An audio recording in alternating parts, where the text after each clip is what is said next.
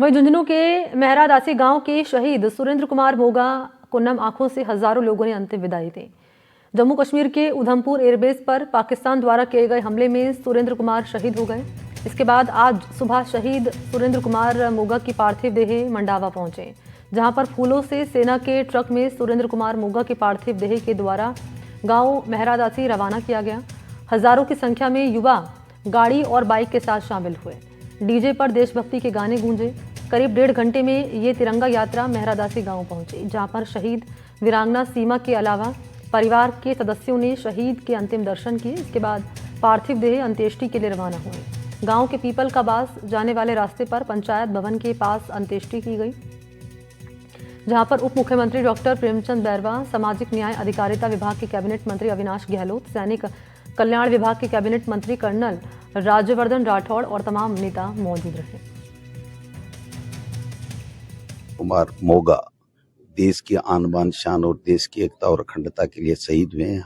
हमें प्राउड है ऐसे हमारे बेटों पे, ऐसे हमारी देश की सेना पे, सैनिकों पे। और निश्चित रूप से ये जो झुंझुनू, सीकर, चूरू जो शेखावाटी का इलाका है, इसमें हर घर में देश का जज्बा लेकर के पैदा होते हैं और देश की आन बान शान और एकता और अखंडता के लिए अपने आप को समर्पित करते हैं। हर घर में आपको शहीद परिवार या सैनिक परिवार मिलेगा।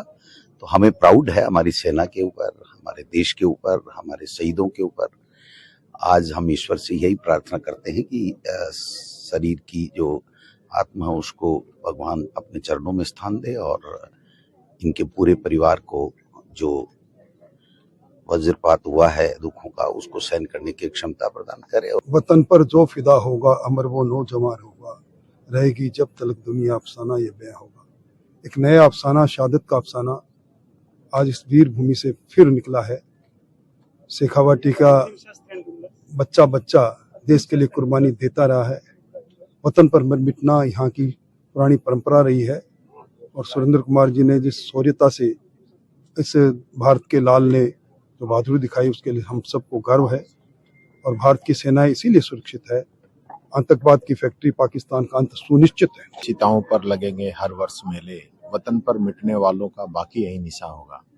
आज हमारे राजस्थान के लाल ने माँ भारती की रक्षा करते हुए, देश की रक्षा करते हुए अपनी शहादत दी है। ये शहादत हर एक हिंदुस्तानी के लिए कर्ज है। उस परिवार का ये कर्ज चुका नहीं सकते हम लोग। आज जिस प्रकार के हालात बॉर्डर पर बने, हमारी सैनिकों ने जिस प्रकार से आतंकियों को, पाकिस्तानियों को मुंह तोड़ इस चीज का जवाब दिया, और आज देख रहे होंगे कि जिस प्रकार से कायराना हरकत पाकिस्तान के द्वारा की गई, वहां आतंकियों के द्वारा की गई और हमारे निहत्थे लोगों को उन लोगों ने निशाना बनाया। जरूरी था कि ऐसे लोगों का अंत किया जाए, उनको इसका माकूल जवाब दिया जाए। हमारी सेना ने, हमारे सैनिकों ने इसका जबरदस्त जो है, मैं कहना चाहूंगा, मुंह तोड़ जवाब दिया। झुंझुनू में शहीद को अंतिम विदाई दी गई, लेकिन इस विदाई में झकझोर देने वाली तस्वीर भी सामने आई। मेहरादासी से आई भावुक कर देने वाली तस्वीर। शहीद वीरांगना ने आई लव यू बोलकर अंतिम विदाई दी अपने शहीद पति सुरेंद्र कुमार को और कहा उठ जाएगी। फिर जय हिंद बोलते हुए सल्यूट दिया। 2 बार जय हिंद बोलकर बेसुध हो गई वीरांगना सीमा। बार बार शहीद पति को उठने के लिए बोलती रही वीरांगना। बेहद भावुक कर देने वाला ये पल।